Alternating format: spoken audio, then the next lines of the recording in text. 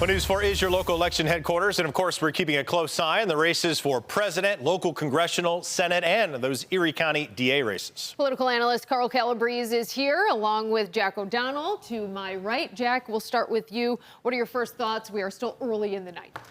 Absolutely. We're seeing a lot of numbers coming in, but we're seeing a lot of these states 60, 70% in. That's a long way to go. When it comes to a long way to go, Carl, do you think that there is an idea that we will have some kind of an answer, or maybe even a fuzzy picture by the time the clock strikes midnight? Or is there just too much left out there on those battlegrounds where we're thinking that it might be tomorrow morning? I think that the answer to that question comes down to Pennsylvania. Yeah. How clear or unclear Pennsylvania is will allow us to go to bed thinking Donald Trump won or Kamala Harris won. But Pennsylvania is really the keystone state, literally and figuratively. But they're telling us it's going to take 4 days to count the early vote. So that puts us at Saturday. I hope we don't go through that. That would be an improvement over what it was last time, 7 days. But at the same time, shouldn't there be something that gives some kind of an indication a little earlier than half a week?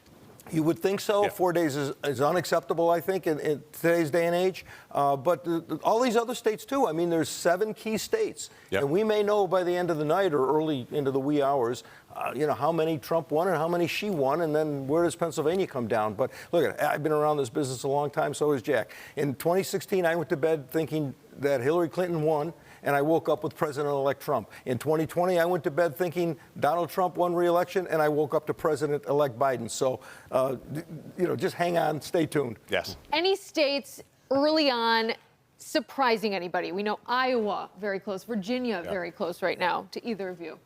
Yeah, again, we know this is a divided electorate. We know things are close. What's interesting is in a lot of those states that you mentioned, they weren't battleground states. So they didn't run big campaigns. So I'm not surprised that they're close, right? But not surprising where they are. It's these battleground states that matter.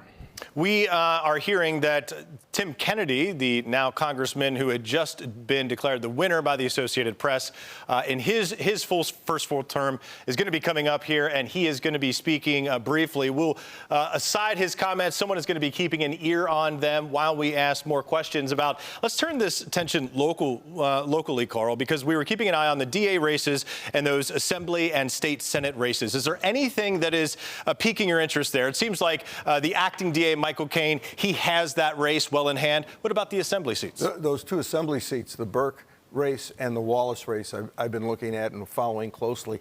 Monica Wallace just hung on her last 2 elections, and she did not have the quality opponent that she's got this time.